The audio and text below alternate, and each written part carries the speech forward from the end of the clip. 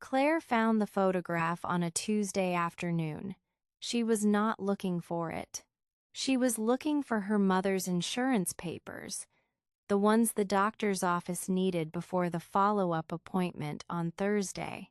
Her mother was resting in the bedroom, still slow from the anesthesia after the knee procedure. Claire had said, "You rest, Mom. I'll find the papers." Her mother had closed her eyes. The box was on the shelf in the hallway closet. A plain cardboard box, not very big, labeled in her mother's handwriting. Important documents. Claire lifted it down, carried it to the kitchen table, and began going through it. Insurance cards. A copy of the house deed.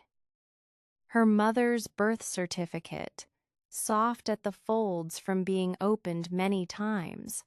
A small envelope with old Christmas stamps still on it.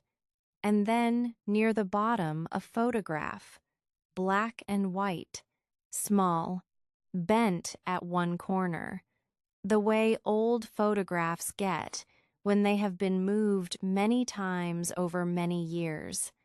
Claire picked it up. Her mother, young, maybe late 20s, maybe younger, standing beside a bicycle. A pale green women's bicycle with a small basket attached to the front handlebar. Her mother had one hand resting on the handlebar. She was looking at the camera. She was smiling. Not a big smile, just a quiet one, the kind a person makes when they are happy without thinking about it. Claire had never seen this bicycle, not in the garage, not in the yard, not anywhere in the house where she grew up. She had never heard her mother mention it, not once. She turned the photograph over, nothing written on the back. Claire set it on the kitchen table. Outside, a car went slowly down the road. The clock on the wall made its small sound.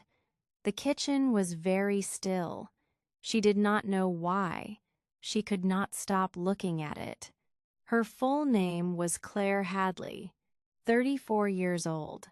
She lived in Boston, Massachusetts, in a small apartment 3 blocks from the school where she taught 5th grade. She had lived in Boston for 10 years.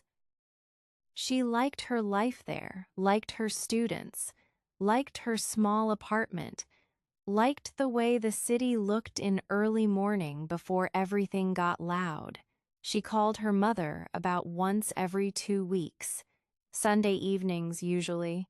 Most of the time, she made the call while doing other things, washing dishes, folding laundry, writing a grocery list on the back of an envelope. She did not mean anything bad by this. She was just busy. And her mother never seemed to mind. Her mother's name was Helen, 62 years old. She lived alone in the same house in Garfield, Vermont, where Claire had grown up.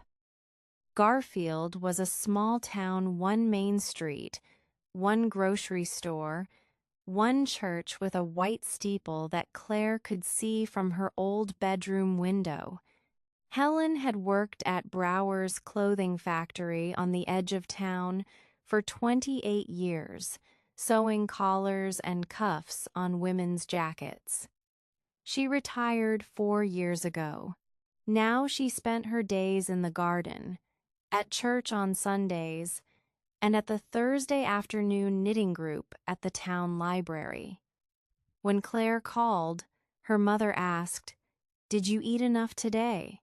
Is it cold in Boston yet? Are your students being kind to you?" Claire answered, "I'm fine, Mom. Everything is good. Don't worry about me." Her mother said, "I'm not worried. I just like to know." She always said that. "I just like to know." Claire had grown up watching her mother walk everywhere, to the factory in the mornings, to the grocery store on Saturdays, to church on Sunday mornings, in her good coat. Claire always thought her mother simply liked walking. It was a small town. Everything was close enough. She never thought about it more than that. 3 weeks ago, her mother called on a Wednesday morning. Unusual, because they always spoke on Sundays. Her mother's voice was the same as always, calm and even. She said, "I had a small procedure on my knee, Claire, just a minor thing.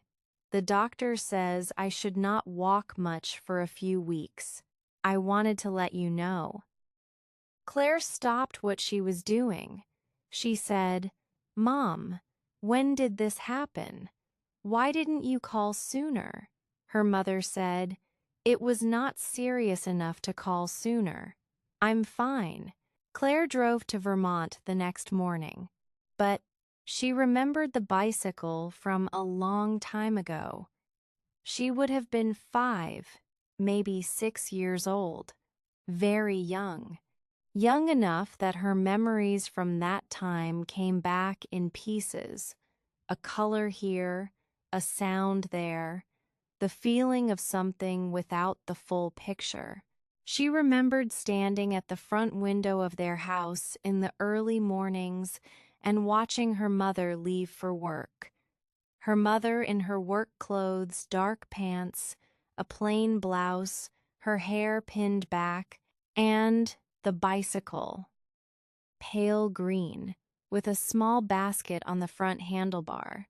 Her mother would come out of the house, lock the door, and walk the bicycle down the front path to the road. Then she would get on and ride away, past the Hendersons' house, past the white church steeple, down the long road lined with maple trees, toward the factory on the other side of town. The factory was 4 miles away. Claire remembered watching until her mother turned the corner and was gone. Then she went back to the breakfast table, where her grandmother was waiting with oatmeal and orange juice. In autumn, sometimes her mother came home with maple leaves caught in the basket, red ones, orange ones. She never took them out right away. She just leaned the bicycle against the garage wall and left the leaves where they were bright against the pale green paint. Claire thought the bicycle was the most beautiful thing she had ever seen. She was 5 years old. That is enough reason.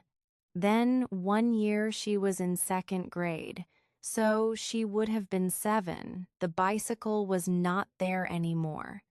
She noticed it one Saturday when she went to the garage to find her jump rope.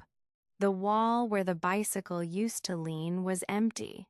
She found her mother in the kitchen. She asked, "Mom, where is your bicycle?" Her mother was cutting carrots. She did not look up. She said, "I sold it. It was getting old." Then, "Do you want a snack before dinner?" Claire said yes. She forgot about the bicycle. She was 7 years old. She did not know there was anything to remember. After the bicycle was gone, Helen walked to work every day, 4 miles in the morning, 4 miles home in the evening, 8 miles total every working day for more than 20 years.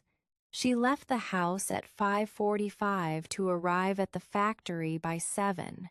In summer, the sun was already up when she set out, the air still cool, the birds loud in the trees along the road. In winter, she walked in the dark. The road into town had streetlights only for the first mile. After that, she used a small flashlight she kept in her coat pocket. She came home after dark in winter. She came home with sore feet in summer because the road had no shade in the long middle stretch and the sun sat on it all afternoon. She never said anything about this.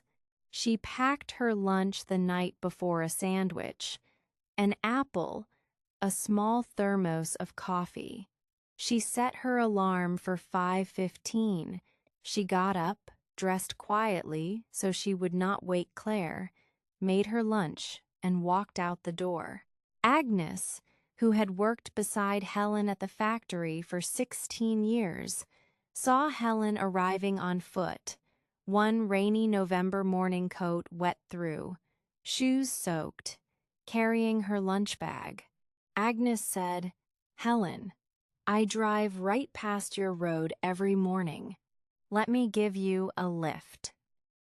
Helen said, "Thank you, Agnes. I like the walk."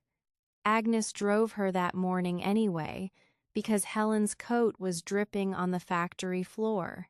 But the next morning, and every morning after that, Helen was already there when Agnes arrived, walking, rain or not. Agnes asked her once, some years later, "Helen, why do you never let anyone drive you?" Helen thought for a moment. Then she said, "I get to think on the walk. I like having that quiet time before the day starts." Agnes looked at her. She nodded slowly. She did not ask again. Claire knew none of this. She was in school during those years, then busy with high school, then gone. She left for college in Boston at 18 and came back to Garfield less and less as the years went by. The year Claire left was a hard year at the factory. Orders were down. Several workers had their hours cut. Helen was among them. Less work meant less money, and there was already not much to spare. That September, Claire called home from her dormitory room. She said she needed to buy her first semester textbooks. She did not know the total yet. She would find out and let her mother know. Helen said, "I'll take care of it. Don't worry." After they hung up, Helen called the college bookstore. The woman who answered looked up the required books for first semester students in Claire's program. She said, "Most students spend around $45 to $50 on required books in the first semester." Helen said, "Thank you very much." She put the phone down. She sat at the kitchen table. The kitchen was quiet. Outside, the maple trees along the road were turning yellow and orange and red, the same as every September, the same as they had been doing her whole life. She sat there a little longer. The clock on the wall moved. 1 minute, then another. Then she got up. She went to the small wooden box on the kitchen shelf where she kept important papers. She looked through them slowly until she found a card near the bottom small, white, a name, and a number written in pencil. She looked at the number. Then she picked up the phone. The next morning, a man came to the house in a pickup truck. He went into the garage. He came out with the bicycle, wrapped it carefully in a moving blanket, and laid it in the truck bed. He counted bills from his wallet and gave them to Helen at the door. $47. Helen stood at the door and watched the truck go down the road. She watched until it turned the corner and disappeared. Then she went inside. She washed her hands at the sink. She took 2 eggs from the refrigerator. She made breakfast, the same breakfast she made every morning. She ate alone at the kitchen table, looking out at the maple trees along the road. The trees were the same as always, yellow and orange and red. 3 days later, a white envelope arrived in Claire's dormitory mailbox. Inside was a check for $48 and a small note in her mother's handwriting. "For your books. Study hard. Love, Mom." The sewing box was in the closet in her mother's bedroom. Claire found it while still looking for the insurance card. She had already checked the kitchen shelf box and found everything except that one paper. She remembered this sewing box had known it her whole life. Large and wooden, painted dark blue, with a small brass latch on the front. It had sat in the same corner of the same closet for as long as she could remember. As a child, she had been told not to play with it. "The needles," her mother said. "Be careful of the needles." Claire lifted the box down and set it on the bed. She opened the latch. Inside, spools of thread in many colors, arranged from light to dark. A small pair of scissors with orange handles. 3 needles stuck into a folded piece of white cloth. A thimble, a piece of yellow fabric, soft at the edges. And at the very bottom, under everything else, a small white envelope, no name on it. Claire picked it up. She opened it. Inside were 2 things. The first was the photograph, the same one from the document box. Her mother, young, standing beside the pale green bicycle, that quiet smile. The second was a receipt, small, on thin paper gone soft with age. At the top, Millward's Bicycle Shop, Garfield, Vermont. Below that, a date September 4, the year Claire started college. And below the date, 1 pale green women's bicycle, used condition, sold, $47.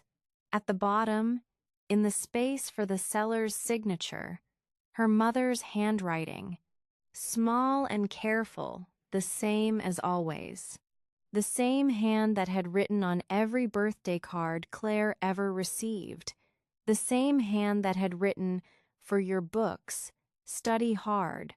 Love, Mom." Claire sat down on the edge of the bed. She held the receipt in both hands and read it again. $47. Her first semester textbooks had cost $48. She remembered because she had thought, when the envelope arrived, how does my mother always know exactly what I need? She had not asked herself that question carefully enough. She had been 18. She had cashed the check and bought the books and gone to class. She looked at the receipt. She looked at the photograph. She looked at the empty corner of the closet. Her mother was in the next room, asleep, breathing slowly. Claire did not move for a long time. She thought about her mother leaving the house at 5:45 every morning, walking 4 miles in the dark, a small flashlight in her coat pocket, moving along a road with no lights and no shade. She thought about Agnes offering a ride and her mother saying, "I like the walk." She thought about the maple leaves in the basket left there because her mother was never in a hurry to put away something beautiful. And she thought about the truck turning the corner, her mother at the door, watching it go, then going inside, making breakfast. Eating alone, she had sold the bicycle for $47. She had mailed 48. She had found the extra dollar from somewhere else, some other small thing, quietly given up, without a word to anyone. Claire set the receipt down on the bed. She did not cry right away. She just sat in the quiet room and listened to her mother breathing on the other side of the wall. Her mother woke up in the middle of the afternoon. Claire heard the slow, careful sound of her moving in the bedroom, still gentle with the sore knee. She went to the kitchen and put the kettle on. By the time her mother came down the hallway, one hand on the wall, Claire had 2 cups of tea waiting on the table. They sat across from each other. Her mother wrapped both hands around her cup the way she always did when she was cold, even when it was not very cold. Outside the window, the Vermont sky was low and gray, still. The kind of afternoon where the light does not change for hours. Claire did not mention the receipt. She did not know where to begin. Instead, she said, "Mom, did you like working at the factory?" Her mother looked at the window for a moment. Then she said, "It was good work. I knew how to do it well. That matters." Claire nodded. She drank her tea. After a while, she said, "Did you ever miss having a bicycle? When you walked to work, I mean." Her mother looked at her just for a second, something in her eyes that Claire could not quite read. Then she said, "I liked walking. Every morning I went past the maple trees on Route 9. In September, you could not look away from them." She picked up her cup. She drank her tea. That was all. Claire looked at her mother's hands. Older now, the knuckles more pronounced. The same hands that had sewn collars and cuffs for 28 years. The same hands that had signed the bottom of a receipt and stood at a door watching a truck drive away. That evening, Claire said, "Mom, I'll drive you to your appointment on Thursday." Her mother said, "You don't have to do that. You have a long drive back to Boston." Claire said, "I want to." Her mother looked at her for a moment. Then, "Okay, thank you." Claire stayed 5 days instead of 2. On the 4th day, while her mother was at her knitting group at the library, Claire drove to Montpelier. She found a bicycle shop on State Street and went inside. She walked along the rows slowly, looking at each one. Some were too big. Some were the wrong color. Some had baskets that curved the wrong way, or handlebars that sat too high. She almost left. Then she turned and saw it, leaning against the back wall of the shop, pale green, a women's bicycle, the comfortable kind, with a small basket on the front handlebar. Not new but solid, with good tires and a clean chain. The man at the counter said it had belonged to a woman who moved away and left it behind. Claire bought it. She asked if he had any ribbon. He looked in a drawer and found a short piece of blue ribbon. She tied it around the handlebar in a simple bow. She drove back to Garfield. She lifted the bicycle from the trunk. She leaned it against the front of the house, right beside the door. Then she went inside and went to bed. In the morning, Claire heard her mother's footsteps in the hallway, slow and careful. She heard the front door open, then silence. Claire got up. She walked to the doorway. Her mother was standing at the open door, looking out at the bicycle, one hand on the door frame. She was not moving. The bicycle stood beside the door, pale green small basket, the blue ribbon turning slowly in the cold morning air. Her mother stood there for a long time. Claire came to stand beside her. She did not speak. After a while, her mother stepped forward.